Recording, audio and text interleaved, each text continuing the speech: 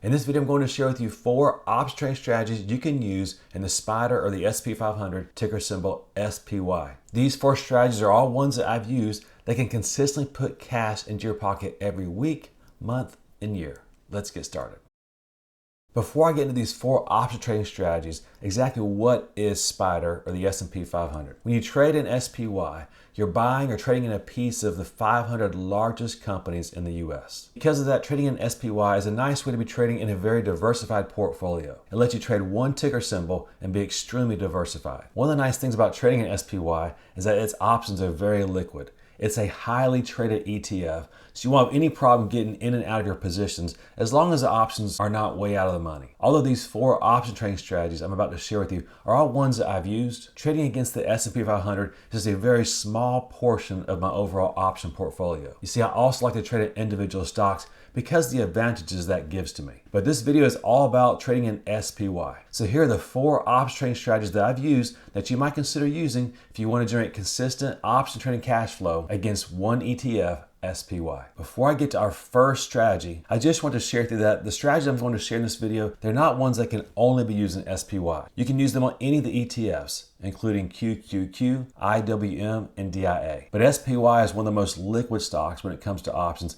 so that's the example we're going to use in this video. I'm going to start with the simplest strategy first and then work our way on to the more advanced strategies at the end. The first strategy you could consider using is just selling a cash secure put option in SPY. Let's talk through an example situation we might sell a put option against SPY. Right now it's the weekend, so the market's closed, but you see that SPY closed on Friday at $572.31 per share. So say you want to sell a put option against SPY. What strike price might you consider selling that put option at? Well, a couple things here. First, I see that SPY is a nice uptrend on this daily chart. If we were to test this upward sloping trend line here on the daily chart, I'll expect it to come down to around $555 per share. So if I want to be safer, I might consider selling a put option below that strike price. Let's say you want to be a little more aggressive. Where might you sell that put option at? Well, notice that recently SPY came up and made a new higher high. Notice this wave's highs here, it topped out around $564. Well, the most recent wave, which has been over the past couple of months, that wave has topped out around $575. Notice over the past week or so, it came down and tested this area of resistance for support, and it did find support. Notice on Wednesday and Thursday of last week, it found support right around $565 per share. So if you want to be a little more aggressive, you might consider selling that $565 cash secure put option, or to give yourself a little bit of room for the market to go against you, you might sell one down here on $560 or $555. Personally, I like to err on the side of being conservative or being safer with my trades. So although this is not a trade I'm considering, if I were to consider it, I'd probably sell a put option around that $555 area or even below that. So that gives you support right in here where it just found support. It also gives you additional support at this green 50 moving average. If that fails, then your put option might be challenged. So that'd give you several areas of potential support that are between you and the cash secure put option strike price that you sold. Now let's go back over to our broker and see how much we'd get for selling this put option. Now we need to decide what expiration date we're going to sell. I like to sell options that are between 20 and 60 days to expiration. Generally that 40 to 50 days to expiration, that's usually my sweet spot. So here we see the November 15th options. These options expire here as you see in 40 days. If we're looking to sell that $555 option, notice that we would expect to get between $6.44 per share and $6.48 per share. So if you're just going to sell a put option, that's about what we would expect to receive. But let's say we want to buy ourselves some protection. Let's say we didn't like the idea of selling a naked or cash secure put option at $555. We want to cap our potential loss. What trade could we consider then? We could still keep that same $555 put option, but we could buy ourselves a put option below that to serve as protection for us. So we might consider buying the $545 put option. If we did that, this is what our trade would look like. As of Friday's close, we'd expect to receive about $6.46 per share for that $555 put option. It would then cost us about $4.85 to buy that $545 protected put option. That means we have $10 per share at risk. If we did that trade based on Friday's close, we expect to pocket around $1.61 per share. So we're getting $1.61 per share, and we have about $10 at risk. But since the difference between the put option we sold and the one we bought is about $10, we got $1.61 per share, we really only have at risk $8.39 per share. So this is an example of the first strategy you can use to trade against SPY for a weekly, monthly, and yearly cash flow. And if you didn't want to go out 40 days, well, one nice thing about SPY is that they have options that expire pretty much every trading day. Today is Sunday, October 6th, so notice there's options that expire the 7th, 8th, 9th, 10th, pretty much every day. So if you want to trade daily or weekly options, you could do that as well. And just so you know, Here's what that risk profile looks like. You have a potential win of around $158 total, and if the position went against you, your max loss will be down here around $837. So please, before you place any option trade, know what you have at risk and make sure you're comfortable if the worst happens. We can all deal with the best. The best is great. It's the worst that can really ruin your account. So please make sure you understand the risk of any trade that you do before you make that trade. I will share with you, doing put option credit spreads is one of my favorite strategies in ETFs. If you have a large account, you might consider using SPX. If you have a smaller account and don't want to trade SPY, you can consider trading XSP. I've used all these to do bullish put credit spreads in. So selling put options and doing credit spreads is one of my favorite strategies, and to me it's the simplest and one you can consider trading against SPY. But a couple questions I get asked about trading bullish put credit spreads is, when should I exit these trades? And there's several exit strategies you might consider. One of them is to exit at a certain days to expiration. For example, let's say we're going to make a trade in this November put option. We might have a rule that says we're going to exit this no matter what our profit and loss is halfway through the trade and enter the next month. So in this case, we're selling a 40-day option. We might have a rule for ourselves that we exit it at 20 days to expiration and we place a new trade on it. That's not really my favorite because there are technical indicators you can use to win more trades or really protect yourself, but it is one method people use to tell them when to exit a cash secured put option. Another method that I use is to exit these at a certain percentage profit. And the typical percentage profit I like to use is to exit when I can realize that 80% profit. So if we got $1.61 per share for this bullish put credit spread, and I wanted to exit when I'd be able to realize 80% profit, that would mean there'd only be 20% profit left. So I would exit when I could close this position out for about 32 cents per share. That is one exit strategy that I use. Another strategy that other traders use is just to let the thing run to expiration and take whatever profit or loss there is on that day. Now, that's not a strategy I like to implement, but some traders like to use that. Just understand that when a position goes against you, you can take pretty big losses, as you saw on that profit and loss or that risk graph that I showed earlier. Now, what about when they go against you? Or if you're selling cash or put options against SPY, you're comfortable with it, you might just let the option be assigned to you if it goes against you, either turn it into a covered call or just hold it for a while until the stock rebounded. But what about exit loss triggers? What about if a position goes against you? What are some strategies to exit those losing positions? One of the common exit loss triggers is when the position is down a certain amount. For example, since you got $1.61 per share, you might have an exit loss trigger that says if the position is down that much or 2 times that amount, then you stop out or you exit the position for a loss. You could also have an exit loss trigger based on technical analysis. For example, we said that this area here just served as support for a few days ago. So you might say, since that area served as support, if it breaks down and is no longer support, I want to be out of this trade. So you might have a rule that says if SPY drops below that, say down to this $462 area, at that point, you exit the position for a loss. And that to me makes sense because your assumption was that the market was going to go up or stay sideways. If that assumption is wrong and the market turns down, then you might want to be out of that position, even if it means you're exiting for a loss. That's a simple option trade you can make once a month or once every couple months that can consistently put cash flow in your pocket. A second technique that I use and that you could consider using is just buying a call option if you're bullish on the stock or buying a bullish call debit spread. Let me show you an example of that. So here we see that SPY closed around $572 on Friday. Now we're going to go a little farther out in time because we want to give ourselves time for this position to go our way. So we might consider selling the December options. Those options expire in about 75 days. If we were bullish on the stock, we thought it was really going to head up over that next 75 days, we might consider buying a call option. For example, with SPY closing at $572 on Friday, we might consider buying the $575 call option. But notice how much that option cost. It costs just over $18 per share. Looks like around $18.20 per share. That means if we didn't do anything with the position, in order to make money on this option, it'd have to be worth more than that at some point between now and expiration. And in fact, if we held this option until expiration, it'd have to be worth $575 plus the cost of the option, or just over $18 per share. So that math would look like this.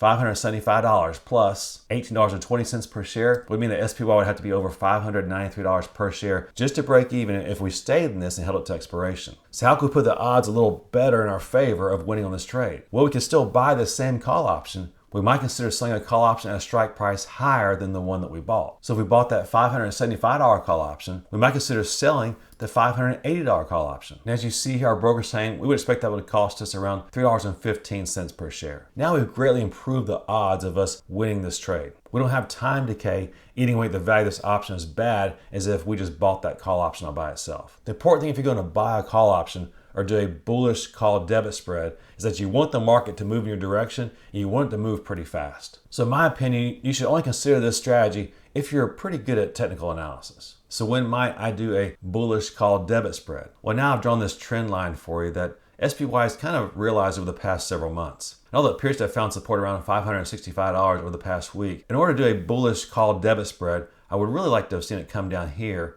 and then I would take a bullish call credit spread position in it. Not saying I would definitely do that, but I would definitely consider it if it did that. And I would consider doing it here. Well, the one I really like based on its current technicals is if it broke above this area right in here, around $574 per share, and did that on a nice volume, then I would think SPY might be ready to make another run higher. At that point, I would consider doing a bullish call debit spread. One of the nice things about doing a bullish call debit spread or buying a call option is that you know what you're going to have at risk right up front. It's the same way with a bullish put credit spread, but you have less at risk here. Notice our max loss in this position is only the cost of that bullish call debit spread, or $321. And you see our max win is right at $179. Here you see another example of it. We kind of tighten this spread here. Instead of selling the 580 call option, we're now selling the 577 call option. So the max gain is the difference between the 575 call that we own and the 577 call that we've sold. And of course, you want to subtract out the cost of the spread. So our max loss here is only $136 total. Then our max win will be the difference of that and $200, which as you can see here, the max return is $62.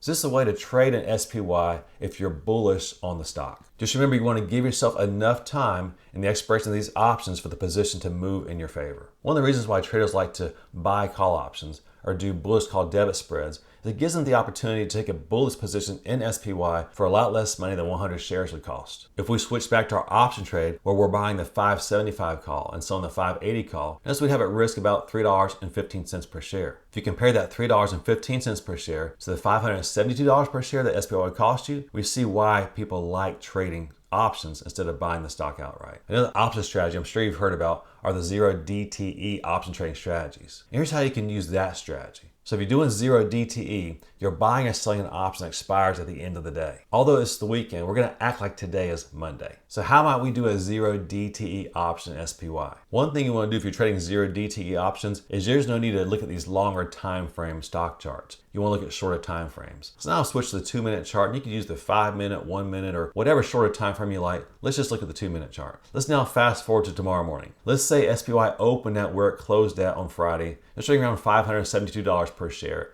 and didn't really have any big jumps up or down. Well, if that was the case and like it was going to continue finding support around this 572 area, I might consider selling a put option down here, say around 571 or even 570. Or if I felt very confident the stock was going to go up, I might buy a call option. Let's see how we might place those trades. First, the cash put option. Let's say we felt pretty confident the SPY would stay above $570 that day. Well, you might sell the 570 cash put option. You should get around 81 cents per share as of Friday's close. If you want to give yourself some protection, you might buy a put option below that. You could buy, say, for example, the 567 put option, which would cost you about half that, about 41 cents per share. That means your max loss will be the difference between the put option you sold and the protected put that you bought. Or if you were very confident that you knew the direction the market was going to head in, you thought the direction was bullish, you might consider buying a call option. You could say, for example, buy the 573 call option that expires at the end of the day. Then if SPY were to go up past that strike price and past the cost of that call option, you would potentially make money. You can always close these options out at any time during the day. So say, for example, you bought this call option and SPY went up and you get a nice gain, you can always close it out. That's how traders like to use 0 DTE option trading strategies. Now personally, this isn't a strategy I'm using, but I am playing around with it just to see how it responds during various market conditions. But it's definitely not one I'm opposed to. In the past, I have traded 0 DTE options. One of the problems I have with people who trade 0 DTE options is just that sometimes they don't understand what they're risking. For example, here's a 0 DTE option against SPY. This option expires on one day on October 7th. I get about $80 total for this position. Notice that because I have portfolio margin, my broker is only requiring that I have about $5,100 set aside for margin. So we're talking about a position here where I'm selling the 570 cash put option, and for each contract it's worth 100 shares. So I truly have at risk $57,000. However, my broker is only making me set aside less than a tenth of that at $5,100 for this position. As a result of this ability to trade a lot bigger than what your account size really is, that's why I say it can be dangerous if it's not done properly. Please make sure you know what you can potentially lose if a position goes against you before you make any stock or option trade. For this fourth option chain strategy against SPY, we're going to focus on the put side of this option chain. We're going to look at options expiring in about 103 days. This position is what's known as a 112. I strongly encourage you before you place any trade in this to watch a video I have about it. I'll leave a link at the end of this video for it, because this position, although it can generate nice consistent cash flow, there are times when volatility explodes or the market crashes, this position can really go against you. So I'm not going to go in great detail about this 112 trade, but it is one I wanted to mention to you because I'm currently trading it. But just please make sure you educate yourself before you place a similar type of trade. But first, the trade structure, then I'll tell you when I like to place these type of trades. These 112 trades can be set up in any number of ways, but here's the way I typically like to set them up. So there's two pieces to a 112 trade. The first part is closer to at the money. You're going to buy a put debit spread. This position will benefit if the stock goes down. So in this situation, I'm buying the 540 put, I'm selling the 535 put. Then to finish off the 112 trade, you sell a far out of the money put option, and generally you sell one or two of those. If you're doing a 112, then you sell two of these. If you're doing a 111, then you sell one of these. In this scenario, I'm selling two of the $445 put options. Those put options are our risk side of the trade. So here's what that trade looks like. We're buying one of the January 17th 540 puts. We're then selling a put $5 below that at the 535 strike price. We're then going pretty far out of the money to a 5 delta option. We're selling two of that same expiration day, January 17th, $445 put options. And like always, we want to make sure we understand our risk before we even consider this trade. So here's our risk graph, or you might call it a performance graph. Notice this position does pretty good as long as SPY stays up above this area around $540 per share. But it can then take substantial losses as it heads down. Just so you know what these two lines are. The dotted line is my broker's expectation of what our P&L would be if the stock price was at this spot today. For example, if you see at the bottom, it was trading around $466.39. If you look to the right, you see the broker saying we should have about a $3,000 loss. And of course, you can change the date here. Let's roll forward about a month to November 6th. Now that graph has changed because time decay has eaten away at the value of those put options that we sold that were pretty far out of the money. Now, even if SPY moves down some, but not a lot, this position still holds its value. Now, if SPY moves down, we might still end up with a winner as long as it doesn't move down too much or too fast. About a month from now, my broker's estimating I'd be about a break even if the stock dropped to $536 per share. And if we move forward one more month or a little over a month out from expiration,